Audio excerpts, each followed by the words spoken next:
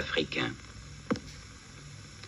Mais personne ici n'a rien à vendre et personne n'aurait de quoi acheter. Ces gens ont dû fuir leur pays, ce sont des réfugiés.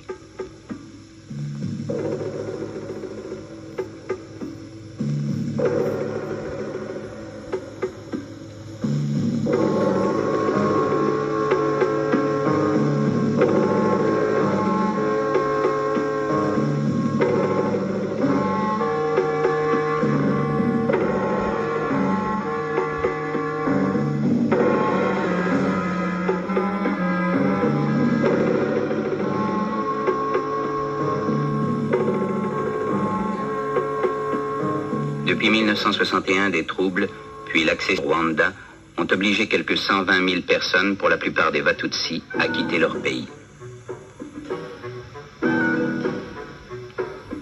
Souvent pourchassés, ils ont dû fuir hâtivement. Ils laissaient tout derrière eux, leurs troupeaux, leurs biens, parfois même un enfant.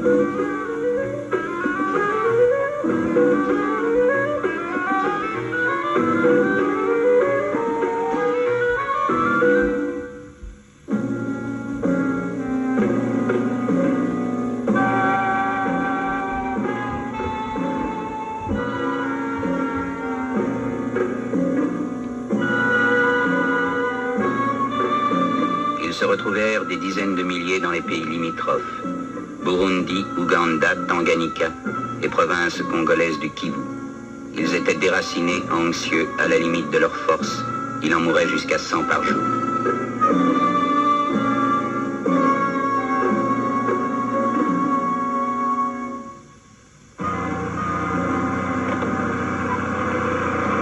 Les pays d'accueil sont alors eux-mêmes aux prises avec les problèmes nés de leur récente indépendance.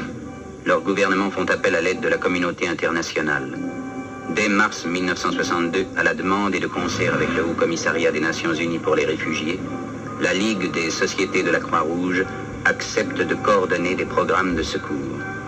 Ainsi débute la phase d'urgence de l'opération. Il faut nourrir, vêtir, abriter, soigner.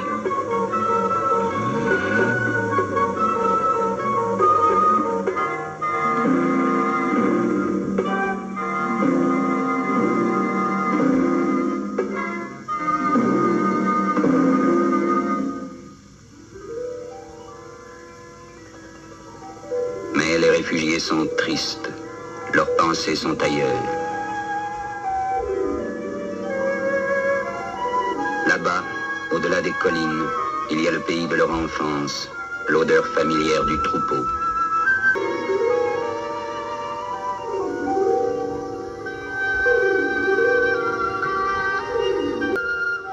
Mais ils ne peuvent plus rentrer dans leur pays. On décide alors de leur donner les moyens de reprendre ailleurs une vie normale.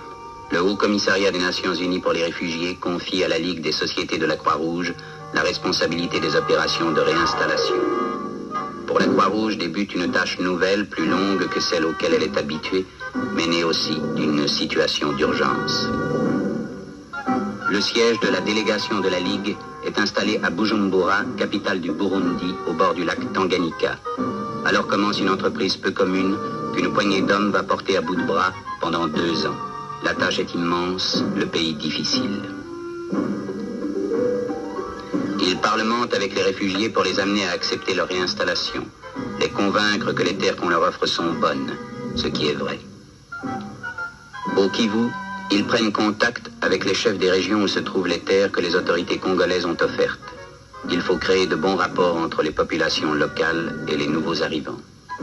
Ils constituent à grand-peine un parc de véhicules pour transporter les réfugiés sur leurs nouvelles terres et maintenir la liaison entre les centres et le monde extérieur. Pour la Croix-Rouge, les réinstallations se feront au Burundi, dans la province congolaise du Kivu et au Tanganyika. C'est des centres du Kivu central que nous allons vous raconter l'étonnante aventure.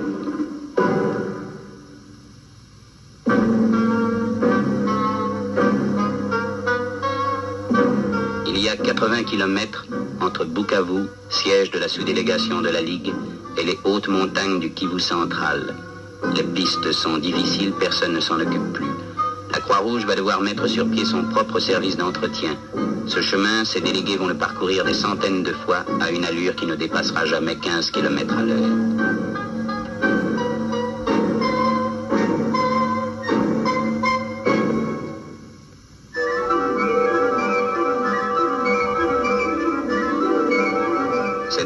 promise, elle est à conquérir sur la forêt qui la recouvre. C'est ici qu'il faut bâtir des villages et gagner des champs cultivables. C'est ici qu'on va transporter camion après camion quelques 30 000 réfugiés.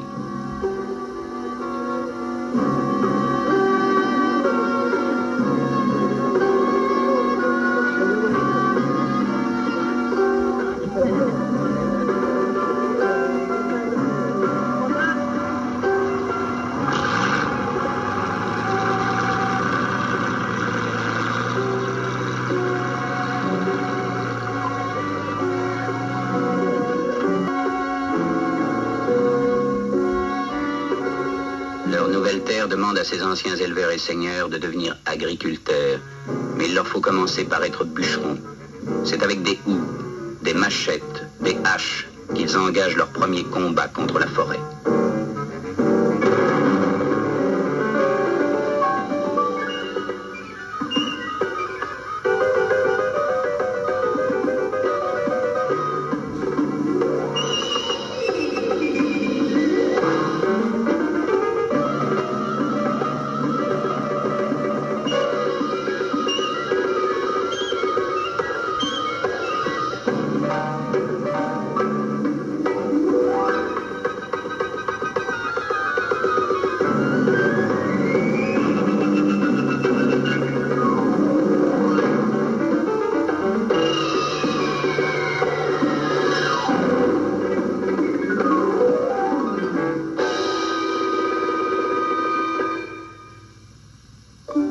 Sur les collines conquises, ils ont construit leur village.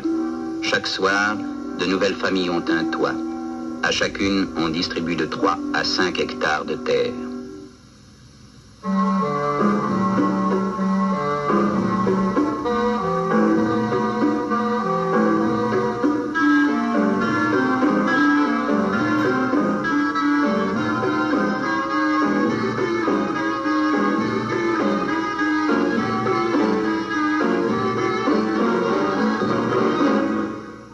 Des pépinières, on y fait pousser des semences sélectionnées pour pouvoir distribuer des plants. L'expert agronome de l'équipe a établi pour chaque centre un programme de culture précis en tenant compte de son altitude et de ses conditions climatiques particulières. Les camps sont situés entre 1600 et 2200 mètres.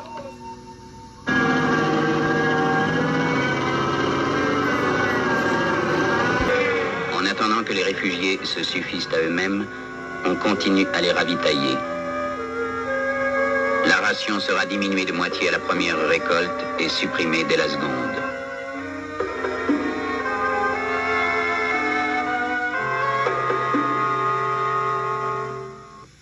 La réinstallation progresse à travers 1000 obstacles. Les pistes précaires ont vite raison des véhicules. Il faut réparer sur place quand encore on peut se procurer les pièces de rechange. Entre Bujumbura et Bukavu, des inondations coupent la meilleure route. Puis la situation politique du Congo s'aggrave, des combats se déroulent dans la plaine de la Ruzizi. La deuxième route est coupée. Jour après jour, le Telex permet l'indispensable dialogue entre Bujumbura et Genève. Et jour après jour, à leur poste, les délégués de la Ligue font face aux difficultés, partagées entre des tâches qui augmentent au fur et à mesure que les centres se développent. Il faut être partout à la fois.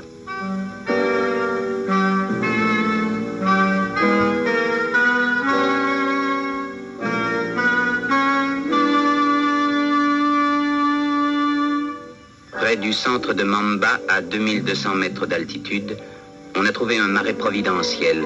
Comme la sécheresse annuelle peut durer jusqu'à 5 mois dans cette région, l'agronome a décidé de drainer le marais pour le rendre cultivable. Chaque famille en recevra un tiers d'hectare. Ainsi, pour les réfugiés de Mamba, les récoltes ne seront plus tributaires du climat.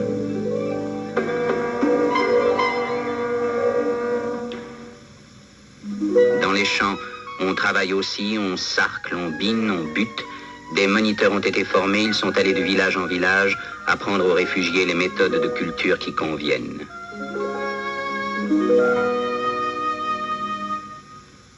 Les centres s'organisent mieux, on recrute et on forme des artisans. Il y a dorénavant un forgeron. Il sait fabriquer les objets jusqu'alors introuvables, il répare les casseroles, les machettes et les houes. Il y a un cordonnier pour réparer et fabriquer les souliers. Il y a un tailleur qui sait faire des habits avec des sacs de farine. La première tâche du menuisier est de construire des tables, des bancs et des tableaux noirs pour les écoles.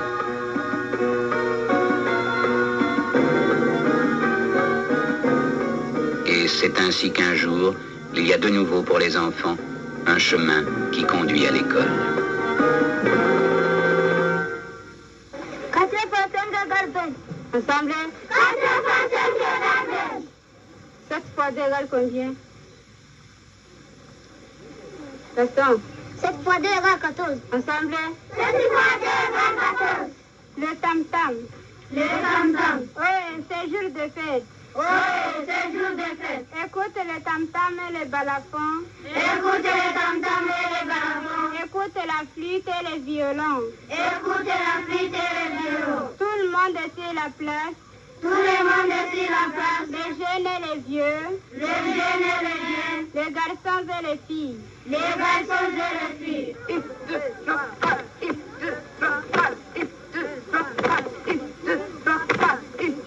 1, 2, 3, 4, 5, 6, 7, 8. 1, 2, 3, 4, 5, 6, 7, 8. 1, 2, 3, 4. La création des écoles a donné un nouvel élan aux communautés. On organise des foyers sociaux où les femmes et les jeunes filles apprennent à coudre, à tricoter, à tenir une maison.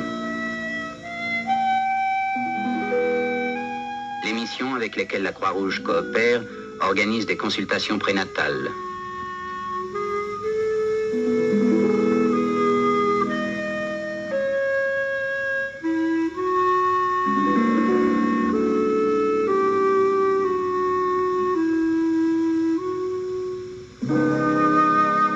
Un jour, les délégués de la Ligue et les réfugiés savent qu'ils ont gagné ensemble la première bataille.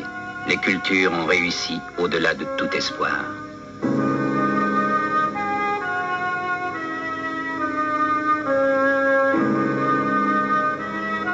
Là où régnait la forêt, il y a aujourd'hui du maïs, du manioc, des taros, des pommes de terre, des patates douces, de l'orge, du sorgho, des haricots, des petits pois, du soja, des oignons, des aubergines, des choux, des choux-fleurs, des laitues, des tomates, des fraises, du tabac. On peut maintenant manger à sa faim la nourriture qu'on a arrachée au sol.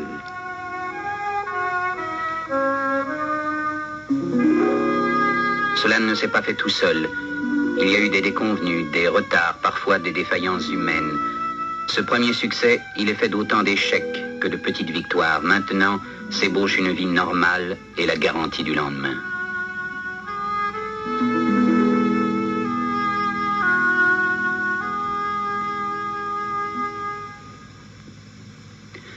Mais un paysan doit compter avec le risque toujours possible d'une récolte médiocre. Pour que les réfugiés puissent y faire face, on remet à chaque famille un animal, mouton, chèvre, poule, porc.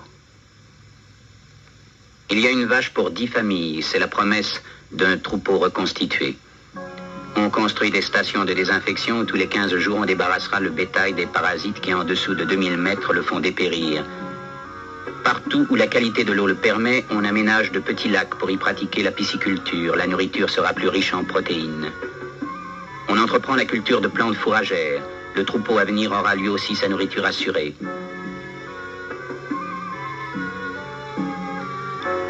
On crée un champ d'essai où l'on démontre qu'un jeune bananier, contrairement à ce que croient les réfugiés, peut produire un régime en quelques mois. Mais il ne suffit pas de se nourrir. Il faut encore avoir de l'argent pour pouvoir se vêtir et instruire ses enfants. On encourage les réfugiés à produire davantage. Ils se mettent à cultiver intensivement des pommes de terre, des fraises et de l'orge qu'une brasserie s'engage à acheter régulièrement. On projette la culture du thé. On organise une coopérative qui achète la surproduction des cendres. Ces camions vont la vendre à Bukavu, d'où ils ramènent des produits manufacturés qui sont vendus à bas prix. Les populations locales sont associées au système et le niveau de vie de toute la région en est amélioré. Avec les bénéfices de la coopérative, on va payer le salaire des instituteurs et des moniteurs du développement rural. Maintenant, les communautés sont autonomes. Leur destin est entre leurs mains. Maintenant, la vie peut être meilleure même qu'avant.